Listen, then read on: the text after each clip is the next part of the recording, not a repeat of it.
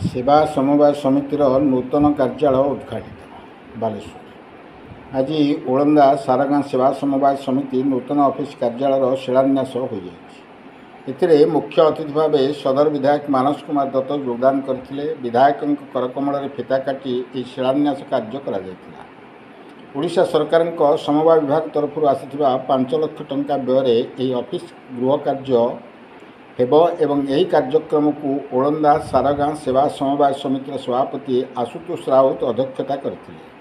अन्यमानक मध्य समितिर उपसभापति सस्मिता जेना, समितिर सभ्य रवींद्र राउत, दीपक कुमार जेना, अभिराम बारिक, हाड़ीबंधु परिड़ा, रवींद्र दास, सभ्या मायावती दास, संपादक सीमाराणी दास, ओलंदा सारागाँ सरपंच आरती दास, समिति सभ्या रश्मिता नायक, 25 नंबर जोन जिला परिषद सभ्य गयाधर बेहरा प्रमुख उपस्थित रही निज निजर वक्तव्य रखिते।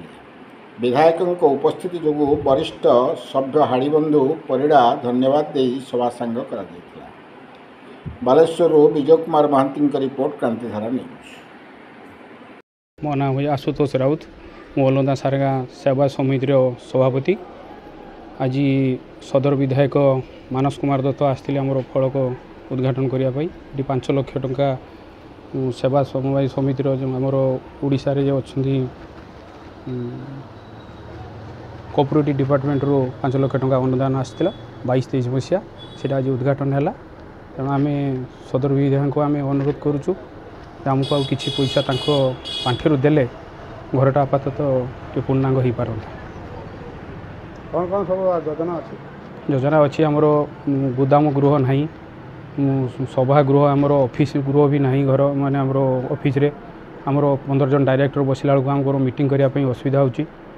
आम चाहूँचे जे 10-15 लाख टंका जी सदर विधायक पांठि आसंता गोटे भल होता। एत खुशी अच्छे सदर विधायक खुशी अच्छी जहाँ मूल्यवान समय देइछन्ति आम पई आम बहुत खुशी अच्छु। ओलंदा सारागाँ सेवा समवाय समिति ये जो नूतन गृह गोदाम गृह आउ कार्यालय यापाई आज शुभ दि जाइए। एठिकार सभापति समस्त बोर्ड मेंबर माने जिला परिषद सभ्य सरपंच समिति सभ्य समस्त उपस्थिति रे आज ये शुभ शिलान्यास करा जाइए।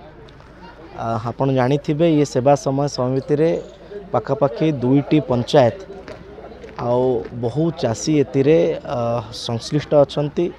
27,000 रु अधिक क्विंटल धान ये समवाय समिति किणे। जेहेतु निधिपंडा फाटक अच्छी तेणु समवाय समिति को सीधा सड़क गाड़ी आसवा एवं जोगाजोग हवा ये एक बहुत ही कष्टदायक व्यापार अच्छी। ताकू आखि आगर रखिकी ये जो गोदाम घर चाषी मानक स्वार्थर लगे बोली मु आशा करुच्ची। सब बोर्ड मेंबर्स माने मध्य निवेदन करिसेंती ये गोदाम घर पई आउ किछि अर्थर आवश्यकता अछि।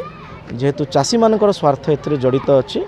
ओडिशा सरकार तरफ मु तांको निर्भर प्रतिश्रुति देइछि कि सेमाने कार्य आगे जांतो, जहाँ अर्थ लागिवो सरकार तरफ ताहा दिया जाय। चल।